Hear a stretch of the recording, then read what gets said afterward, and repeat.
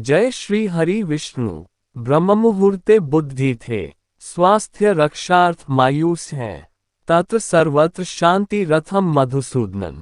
अर्थात समस्त मनुष्य को अपने स्वास्थ्य की रक्षा के लिए अवश्य ही ब्रह्म मुहूर्त में बिस्तर का त्याग कर देना चाहिए तथा उस समय भगवान मधुसूदन का वंदन कर उनसे प्रार्थना करनी चाहिए ताकि मनुष्य के द्वारा किए गए समस्त पाप कर्मों को भगवान द्वारा क्षमा कर दिया जाए। आप सभी दर्शकों पर हार्दिक अभिनंदन और स्वागत है। हमारे सनातनी धर्म शास्त्रों में वर्णित दिव्य ज्ञान के माध्यम से अपनी इस प्रस्तुति में हम आपको ग्रहण मुहूर्त एवं ब्रह्म मुहूर्त में होने वाले लाभ तथा ब्रह्म मुहूर्त की अद्भुत महिमा इन सभी विषयों के संदर्भ में एक छोटी सी जानकारी देने का प्रयास कर रहे हैं। हमारे सनातन धर्म में ब्रह्म मुहूर्त का एक विशेष महत्व है। ब्रह्म का अर्थ है परमात्मा तथा मुहूर्त का अर्थ हुआ समय, अर्थात परमात्मा का समय। ब्रह्म मुहूर्त में ही इस भूलोक पर सकारात्मक ऊर्जा का प्रवाह अधिक रहता है। साथ ही इसका लाभ धीमे जागने पर शरीर में नई उमंग एवं ऊर्जा का संचार भी अधिक होता है। ब्रह्म मुहूर्त में समस्त देवी देवता पृथ्वी पर भ्रमण करते हैं। ऐसे में देवी देवताओं को प्रसन्न करने के लिए इस अवधि में कुछ विशिष्ट तथा एकांतिक कार्य करने की सलाह दी जाती है। इसी के सम्मुख शास्त्रों के अनुसार कुछ ऐसे कार्य भी हैं जिन्हें ब्रह्म मुहूर्त में कदापि नहीं करना चाहिए। आइए जानते हैं कि ब्रह्म मुहूर्त की कालावधि कब से कब तक की होती है तथा इस समय कौन से कार्य श्रेष्ठ है एवं कौन से नहीं।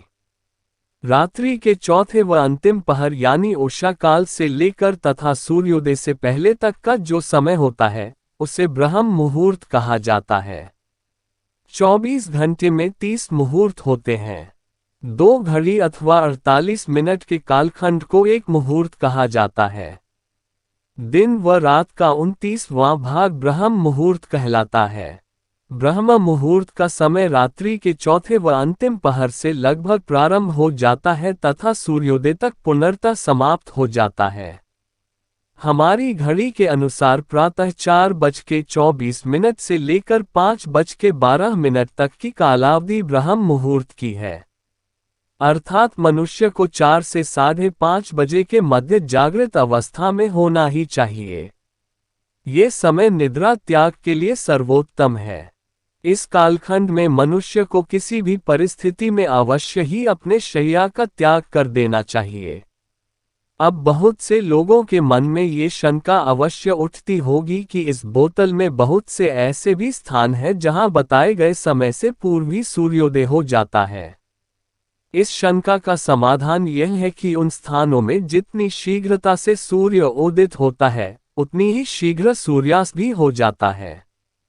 इसी के फलस्वरूप इन स्थानों में रहने वाले मनुष्यों को अपनी दिनचर्या सूर्योदय व सूर्यास्त के अनुरूप अपने अपने कार्यों को निभाते हुए पुनः सूर्योदय से कम 2 घंटा पूर्व अवश्य ही जाग जाना चाहिए। तथापि उन स्थानों में सूर्योदय का समय कोई भी हो, ब्रह्म मुहूर्त में उठने से सौंदर्य, बल, बुद्धि, विद्या, आयु और उत्तम स्वास्थ्य की प्राप्ति होती है। ये समय ग्रंथ रचना के लिए उत्तम माना गया है।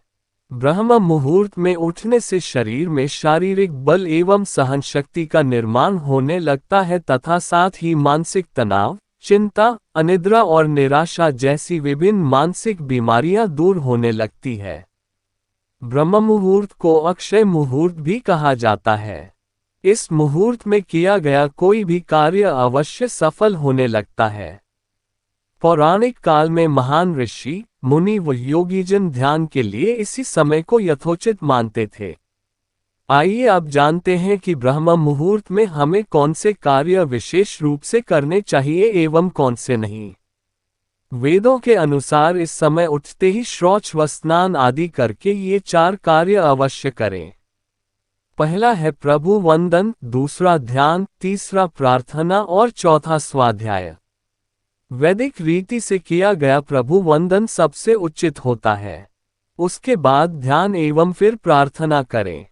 विद्यार्थी वर्ग को प्रभु का वंदन करके अध्ययन आरंभ कर लेना चाहिए। ये समय स्वाध्याय के लिए श्रेष्ठ माना गया है। ब्रह्म मुहूर्त के दौरान नकारात्मक विचार बहस